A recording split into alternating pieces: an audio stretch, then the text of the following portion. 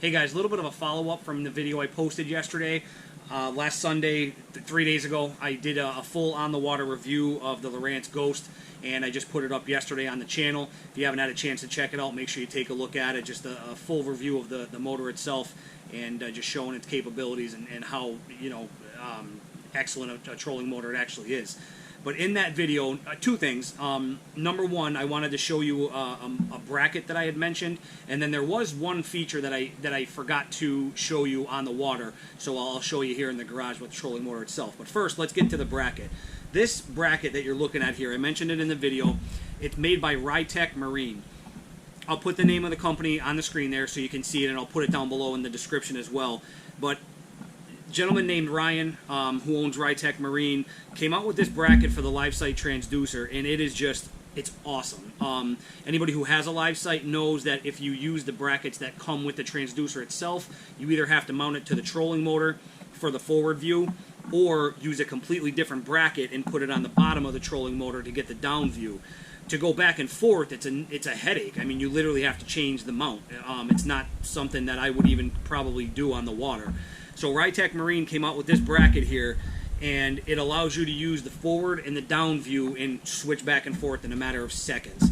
So I'm going to show it to you real quick. So as you can see right now, the transducer is actually in the protected position right now.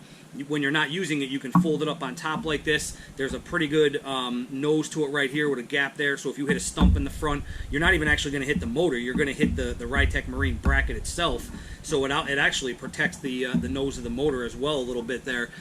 So again, protected mode. If you want to use it in forward mode, all you do, and that's on there pretty tight for good reason, obviously you don't want it slipping when you're not pulling on it, but there's two cutouts. There's a cutout in the bracket itself, and then a cutout in this piece here, and they're like half circles.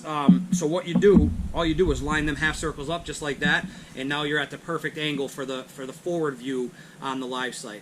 All right, if you want to go to down view, just pull it all the way down. It's that simple. So you can literally go back and forth between forward and down view on the LiveSight in a matter of seconds. The only other thing you would do, of course, is you have to go onto your graph. I'd have to go onto my 16-inch live right there and just switch from forward to down. That also takes 5 seconds. So in a matter of 10 seconds, you can go from down to forward, forward to down, and then again, when you're not using it, just fold it up like that, and it's nice and protected. Also protecting the nose of the trolling motor a little bit as well. So the mount also has, it's connected to the trolling motor via hose clamps, which is pretty standard. It has two hose clamps here, a hose clamp right there, holding it to the shaft of the trolling motor. Fits it perfectly. He offers this bracket for the XI5, the Ghost obviously, and I believe the Ultrex as well, but it fits perfectly. So, all right, and then it has a little cutout on the side there to feed, so the transducer cable is feeding down through here. There's a big open space right there, so when you do fold it up, you don't have to worry about it getting pinched or anything.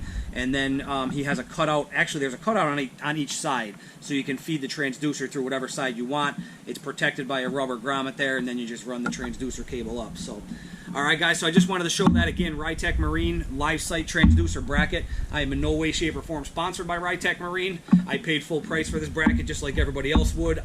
I am very impressed by it.